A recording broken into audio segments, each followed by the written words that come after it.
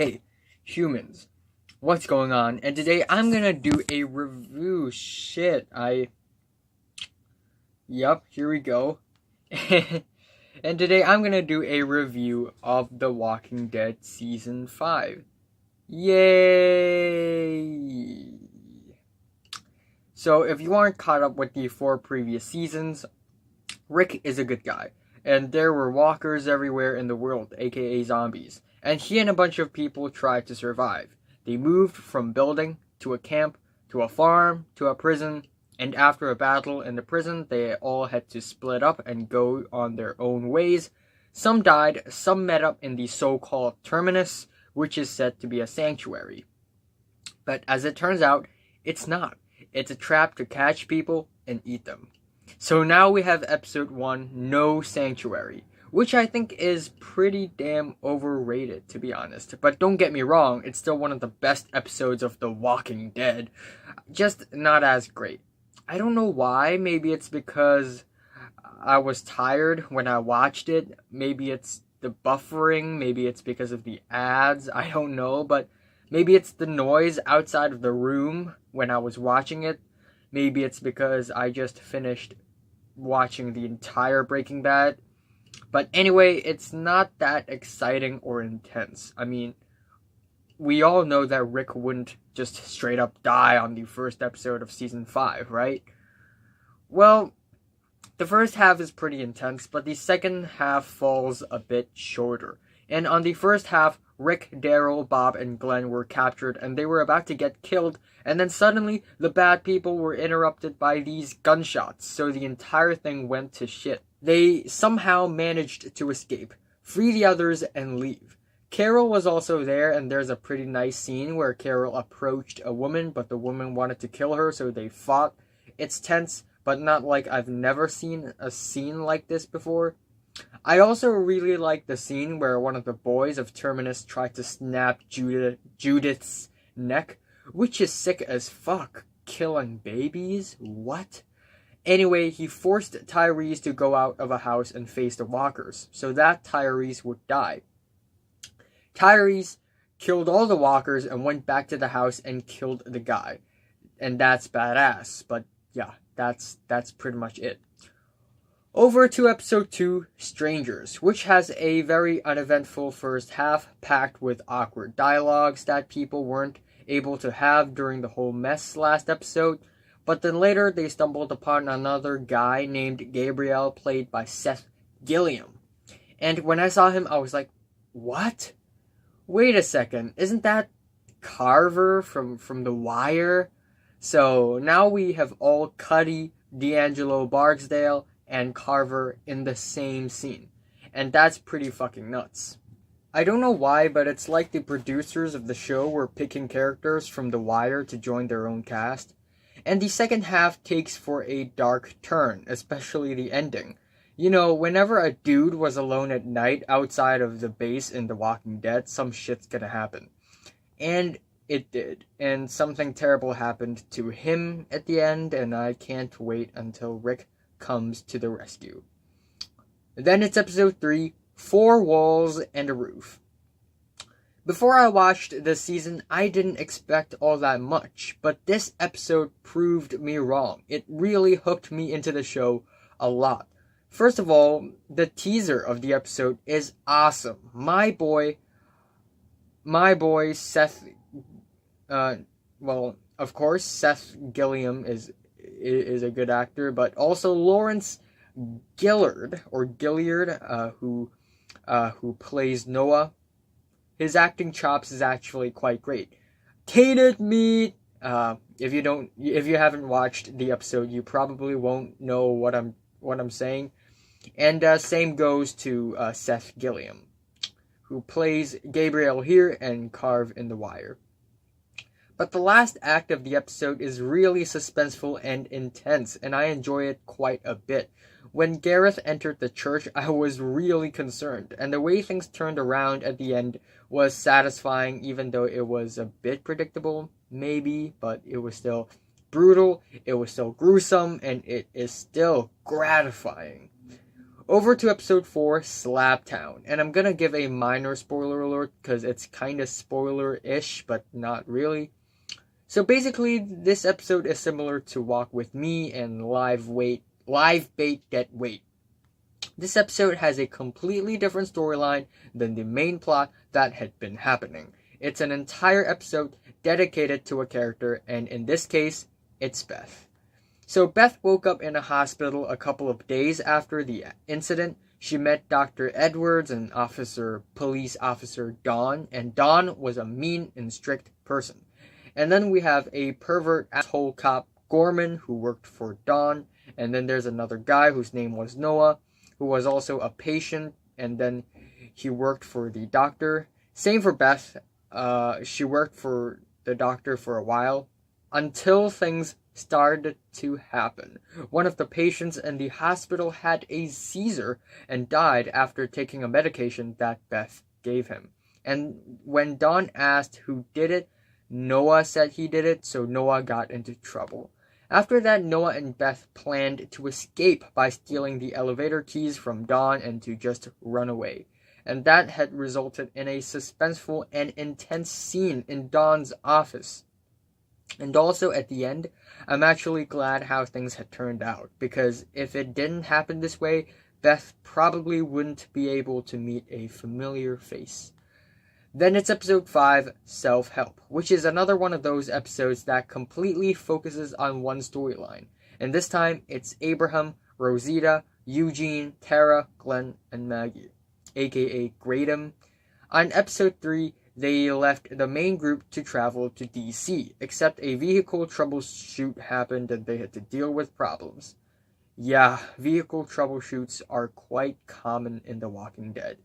And then out of the blue, Eugene revealed something that pisses the entire group off. And because of that, Abraham got angry and punched Eugene, so Eugene was in a coma for a while. And that's pretty much the entire episode. It's not that bad, but it's not really anything that crazy. Episode 6, Consumed, is once again another storyline-based episode. It's better than the previous one, but it's still very slow-paced and very uneventful.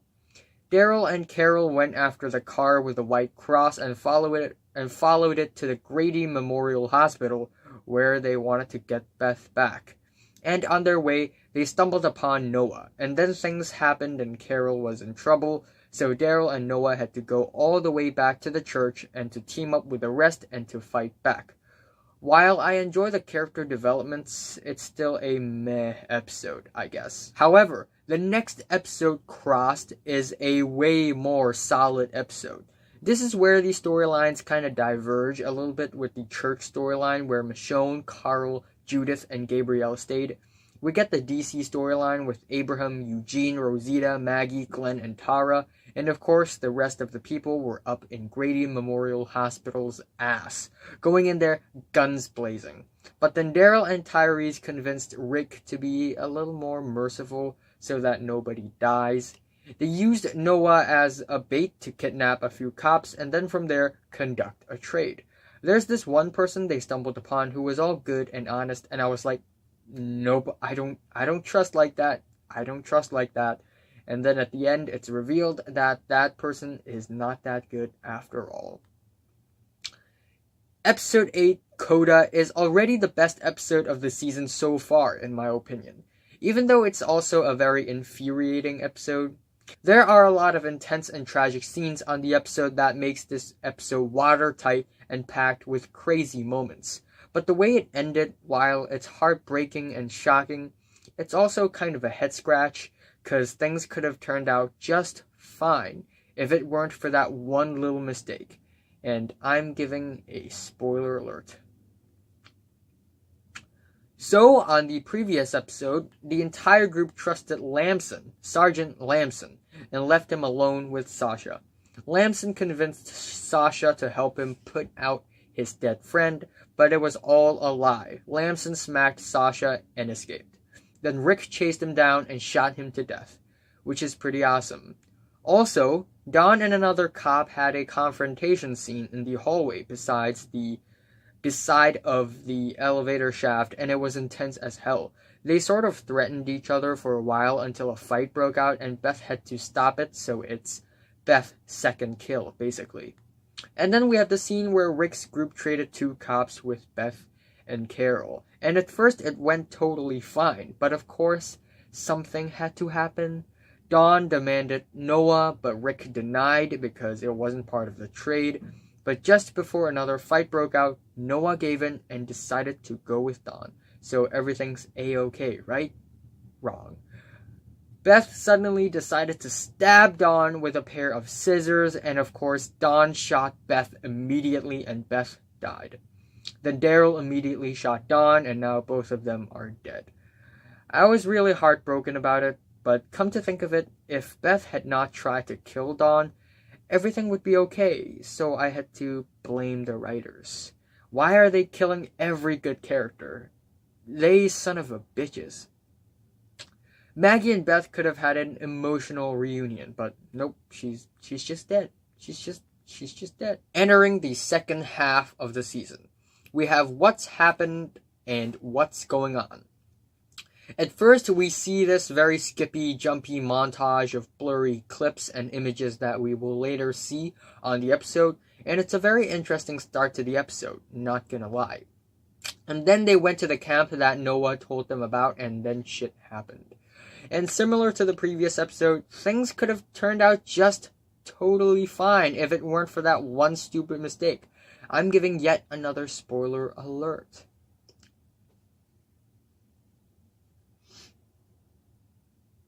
Yep. So they went to Noah's camp, but everyone's all dead, so it was depressing. It was painful to watch. And then for some reason, they decided to split up and leave Noah with Tyrese alone. And when Tyrese was in one of the houses, he suddenly got mesmerized in these photos of Noah when he was young. So mesmerized that he couldn't notice the walker behind him. And then the walker bit him, and his arm is already fucked. The walker is killed by Noah then, and then Noah ran back out to get help from others. In the meantime, another walker showed up and bit Tyrese once again, but Tyrese managed to kill it somehow, and Tyrese had all these visions of Bob, Beth, Governor, and all other dead people talking to him. I was really nervous when I was watching, because I really didn't want him to die. And then after Rick, Michonne, and Glenn came, they cut off his arm and tried to bring him away, but he lost too much blood and he died. So the little burial that we saw in the beginning was actually for Tyrese and not Beth. And that's pretty smart, actually. But again, Tyrese fucking died simply because he got distracted by some photos. Really? The writers are just on a killing spree at this point. Then it's episode 10, Them, which turns the entire plot down by a couple notches because all they did on the episode were pretty much walking. And they're dying of starvation and thirst, so they're the Walking Dead. Get it? In fact, they even used this in Rick's speech. There's a scene where they were all pushing up against a door because there were walkers outside. That scene was unifying and heartwarming, but it doesn't really do too much to the plot. So yeah, even though it's not that terrible, but still, it's a boring-ass filler episode. I kind of feel bad for the cast and crew, to be honest. Shooting the episode under the hot and sweaty wilderness, man, it must suck. Over to episode 11, The Distance. Oh yeah, and they had to, sleep in the wilderness in RVs and stuff. Man, ooh. Over to episode 11, The Distance, which is a surprisingly well-written episode. Whoa.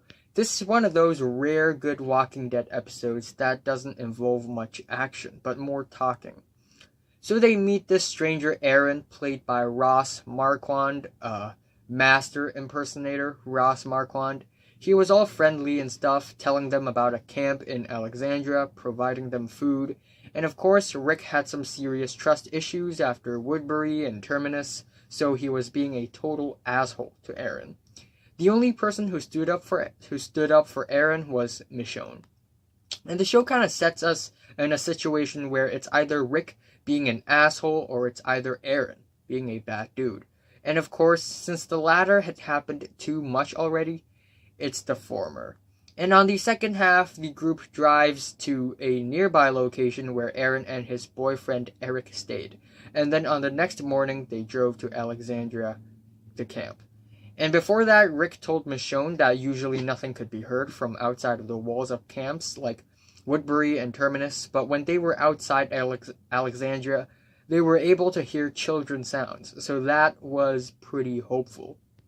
And I also really love the scene where, Glenn, Rick, Michonne, and Aaron was in the car. It was at night, and then they crashed the car because there were too many walkers, and then a flare set off, and it was pretty intense. Then it's episode 12, Remember. The group had finally arrived at the Alexandria camp, which looks really like a completely different world than the world outside.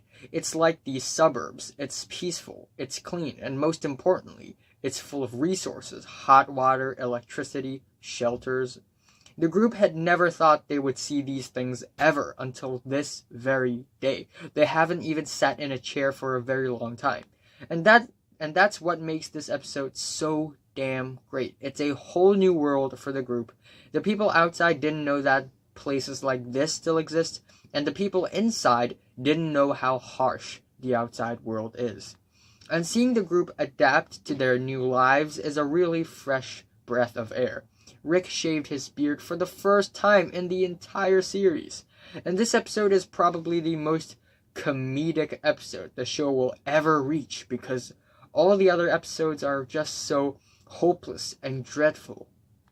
Yeah, I can't wait for the people inside to see how strong the outsiders had become.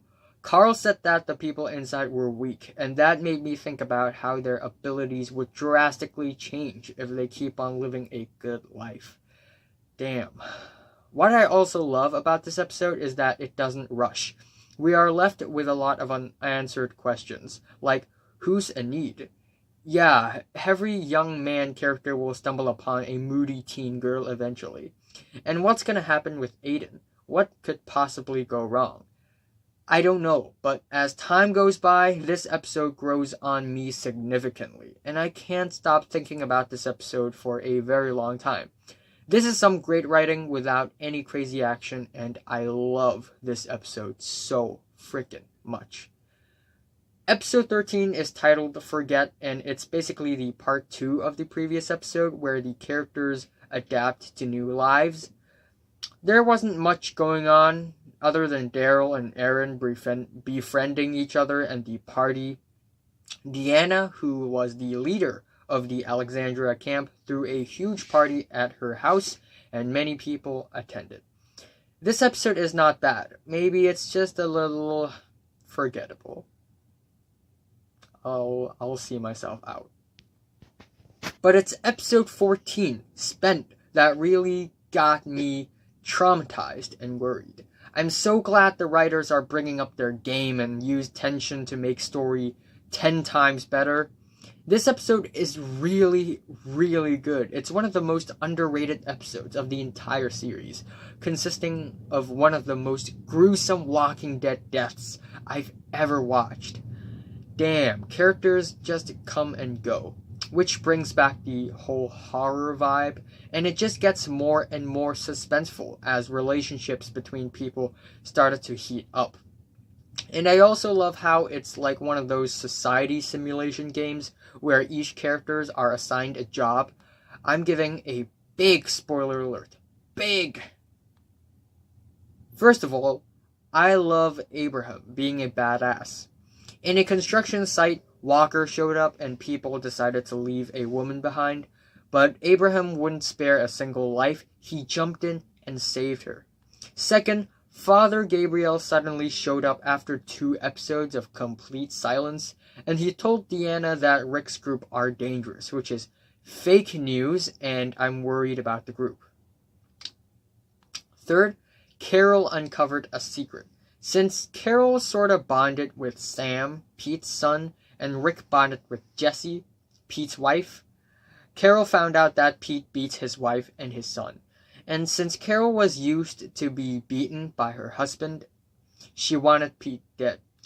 Fourth, which is the biggest storyline of the episode, the supply run. Insiders Aiden and Nicholas and outsiders Glenn, Tara, and Noah and Eugene went for a supply run to look for a power grid thing. Some walker with armor showed up and it had a grenade in the armor, but Aiden didn't see it, so Aiden accidentally shot it and it exploded. Aiden was impaled and Tara had a severe head injury. Then Eugene manned up and carried Tara out of the building and the structure. Whatever, which is something that I'm actually impressed with. And Glenn, Nicholas, and Noah tried to save Aiden but failed. Then these three people tried to escape the building via a revolving door. A revolving fucking door. Yeah, and guess what happened? There were both walkers inside and outside of the thing, and Nicholas was stuck on one side, while Glenn and Noah were stuck on the other side. Oh shit. This is one of them dies, one of them lives kind of shit. But in this case, all of them dies. Eugene showed up out of nowhere and distracted all the walkers from the outside, so now it's only the inside that they have to worry about. Glenn had a plan to break the glass wall so all of them lives, but Nicholas, asshole son of a bitch, Nicholas didn't listen to Glenn and pushed the revolving door to escape. So the revolving door went back and Glenn and Noah were pushed towards the inside. There was a small gap and the walkers took Noah. Glenn tried to grab him but failed. It was devastating. So literally Noah was just carried away and Glenn was in total shock. Then suddenly Noah was slammed onto the revolving door outside Glenn. Noah and Glenn looked at each other head on, and Glenn watched Noah getting eaten alive pieces by pieces as Noah screamed in pain while staring at Glenn directly in his eyes. Fuck! This scene traumatized me. This scene legit made me sad. It could have turned out fine if Nicholas hadn't done that, but fuck. Then it's episode 15, Try. And man, I forgot to write the review for this particular episode for some reason, so I'm just gonna impromptu review it. And it's a really well written episode. Although it's not as great as the previous one or the finale, I still think it's really good. The first half is kind of tense because the tension between the insiders and the outsiders were getting really, really heated up. And the second half just exploded into this violent, gruesome scene. And ever since Rick came to Alexandria, I was like, please don't mess this up. Please don't mess this up. But, of course, Rick freaked out. And, it's about Pete. And this crazy-ass fight just broke out. And it was so gruesome. It was so bloody. And at the end, Rick was just another person. He was almost like Shane back in season 2. And the speech that he gave was really, really harsh. And it's a pretty amazing episode after all. At the end, it's episode 16, Conquer. And oh my gosh. This episode exceeded my expectations by leagues. Whoever wrote this episode is truly a genius. He somehow wrapped up 6 storylines and introduced a whole new storyline within 1 hour and 4 minutes in the most dramatic, tense, entertaining, and satisfying way possible, turning the dreadful and depressing world of The Walking Dead into a dangerous and intense world. I really never thought I would be able to watch such a great Walking Dead episode without all the climaxes and deaths. I mean, Too Far Gone and Killer Within are great because they are super intense and it ends up super tragically, and they serve as major points in the series, but Conquer, it's great for a completely different reason. I'm giving a spoiler alert. So these 6 freaking storylines are basically Father Gabriel wanting to die because of his guilt, Sasha wanting to die because of Bob, Tyrese, and Noah passing away, Nicholas wanting to kill Glenn, Daryl and Aaron searching for new people, the return of Morgan, and Rick trying to be honest and tell the people of Alexandria the truth. And that one storyline is the introduction to the big enemy, the wolves, and it all somehow came together in such a realistic but entertaining way. First of all, the teaser of the episode, fucking fantastic. Morgan is finally back. And I also love that Daryl and Aaron bonded because Daryl was sort of a dick to Aaron before, and Maggie actually saved Gabrielle towards the end of the episode because Maggie was sort of a dick to Gabrielle before. So Father Gabriel went out of the gates, tried to get killed by a walker, but ended up killing the walker plus a dying man. He comes back and tried to use Sasha's anger to kill himself. At the same time, since Father Gabriel didn't close the gates, Walker came in and everybody was at a meeting after what happened the last episode. So Rick had to take out a lot of them. And at the same time, out in the woods, Nicholas tried to ambush Glenn and kill him. But the tables kind of turned and Glenn had an upper hand after a lot of fighting, of course. And it all happened at the same time in one big scene where it just jumps from one storyline to the other with tense music in the back. It was really, really suspenseful, and it was so tense I was almost shaking when I was watching it. Even though Morgan didn't show up much in the show, he appeared on the pilot episode, Season 3, Episode 8, and then briefly appeared at the end of Season 5, Episode 8 for some reason. But now he's officially back in the cast. And that scene at the beginning where he beats up 2 Wolves members with a stick is awesome. He's a badass. Carol is also a badass. The way she threatened Pete just shows how strong she was and how weak Pete was. And when Daryl and Aaron got trapped in one of the Wolves' traps, it was scary and suspenseful. But they got saved by Morgan, which was great. And at the end, before Deanna would decide to exile Rick arrived at the meeting with a dead walker, gave a hell of a speech about survival, and then Pete popped up out of nowhere and killed Deanna's husband. And Deanna finally learned her lesson, and he told Rick, do it. Then, after Rick killed Pete, Morgan showed up. And Morgan was like, Rick? With Daryl and Aaron watching. And that's a hell of a breathtaking moment. It's really well timed. It feels so epic. And during the end credits, I saw the promo for the Pimento episode for Better Call Saul, so that's a cherry on top. AMC hitting a small peak in television once again. Overall, this season surprised me a lot. Season 1 is pretty great, but Season 2 and 3 are a bit more inconsistent and stale in contrast. Season 4 picks back up with a very tragic and explosive first half and a slow burner second half that I still enjoy. And I thought Season 4 would be the best Walking Dead season, but I was wrong. Season 5 topped it off. Even though there are filler episodes and stupid scenes, it's an amazing season. The season is filled with possibilities and twists and turns. There are depressing moments, odd, unfamiliar situations, intense action sequences, suspenseful scenes, and scary, gruesome deaths that make the season colorful somehow. The first half is grim and gritty, and the second half takes a whole new direction. The writers are really back on the horse on this season, and I can't wait to see what will happen with the Wolves on Season 6. The worst is Episode 10, Them, and the best is the finale, Conquer. I'm giving The Walking Dead Season 5 an 8 to a 9 out of 10. So, have you watched The Walking Dead Season 5? From 1 to 10, how much would you rate it? Like if you like it, and subscribe if you want more.